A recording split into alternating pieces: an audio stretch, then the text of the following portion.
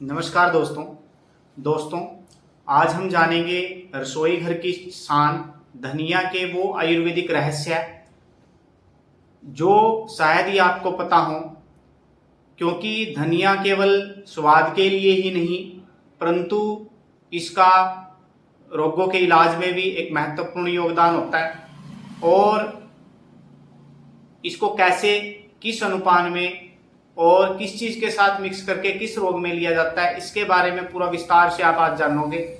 तो सबसे पहले जो है धनिया के नाम के बारे में बताएं तो धनिया को जो है हिंदी में धनिया और संस्कृत में इसको धन्यक बोला जाता है। उसके बाद यदि इसके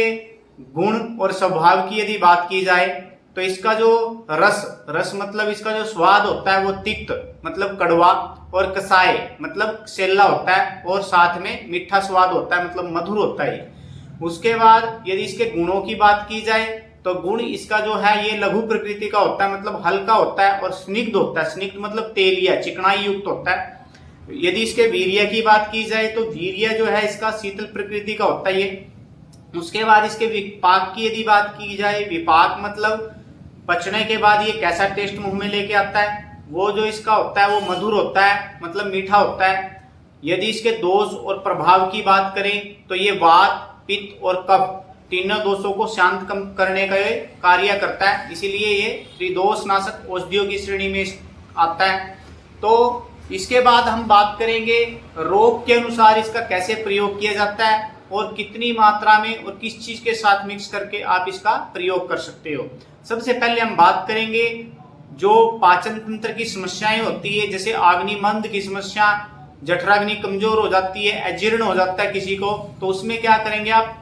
3 से 5 ग्राम धनिया का चूर्ण लेंगे और इसको गुनगुने के पानी के साथ लेना है भोजन से पहले। जब भी आप भोजन करें तो आपको जो यह है अपच की समस्या बनी हुई है या अजीर्ण की समस्या बनी हुई है ये खत्म होती चली जाएगी। उसके बाद यदि हम बात करें अम्ल पित्त के रोग में, मतलब पेट में यदि गैस एसिडिटी बन रही हो या पेट में जलन हो, हीट महसूस हो रही हो, तो उसमें जो है आप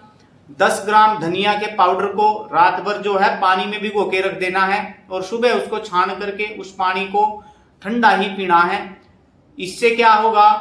आपके शरीर की जो गर्मी है वो शांत हो जाएगी और पेट की में जो जलन वगैरह हो रही है या एसिडिटी हो रही है वो भी खत्म होती चली जाएगी। उसके बाद यदि पेशाब की जलन मतलब मूत्र कृच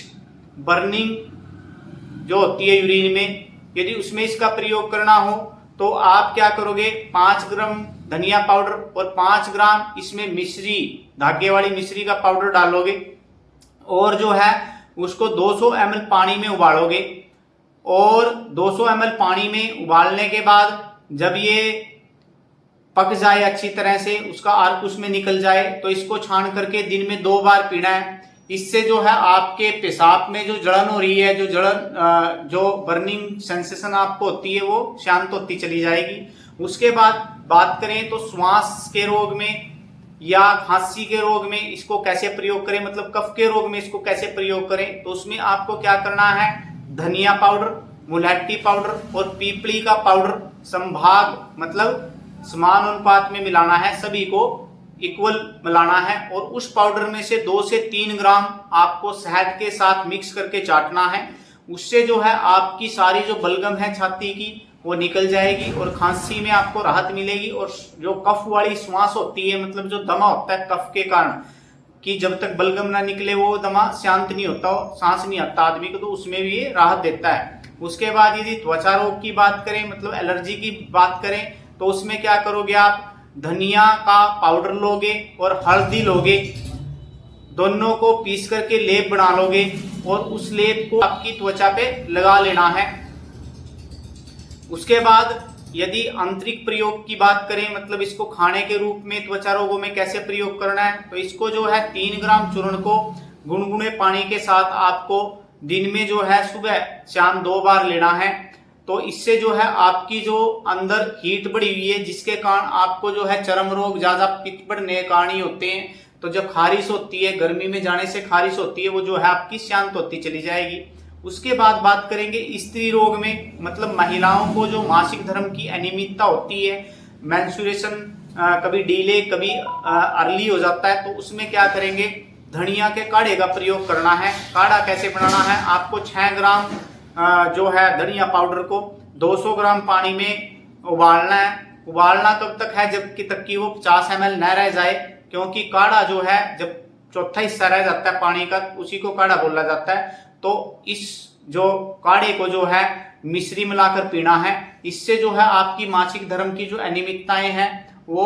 खत्म हो जाएंगी। उसके बाद बात करेंगे उच्च रक्तचाप के बारे में, मतलब जिनका बीपी हाई होता है या गर्मी के कारण सिर दर्द हो जाता है, धूप में जाने से सिर दर्द हो जाता है, उनको क्या करना है, धनिया के बीज लेने हैं और गुलाब जल और मिश्री का ठंडा शरबत लेना है।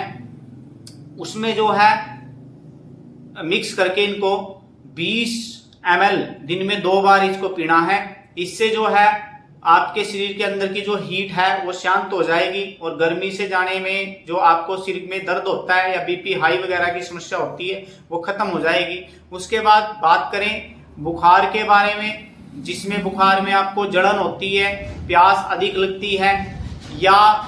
जो बुखार तीनों दोषों के बिगड़ने से होता है, वात पित्त कफ तीनों बिगड़ जाते हैं, तो उसमें आप क्या करोगे, धनिया का पाउडर और साथ में चिरायता का पाउडर और सौंफ का काढ़ा, इन तीनों को जो है आप ठंडे जल के साथ लेओगे। इससे क्या होगा, आपका पित्त का शमन होगा, मतलब जो जलन वगैरह है, शरीर में गर्मी है तो वो शांत होगी और आपका बुखार भी जो है शांत हो जाएगा। तो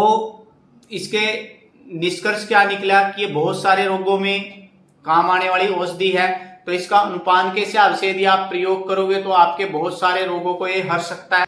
यदि आपको भी शुद्ध, सरल और प्रभावी आयुर्वेदिक उपचार में रुचि है तो इस वीडियो को लाइक करें, सब्सक्राइब करें और अन्य लोगों तक इस वीडियो को शेयर करें, ताकि जो ये आयुर्वेदिक ज्ञान है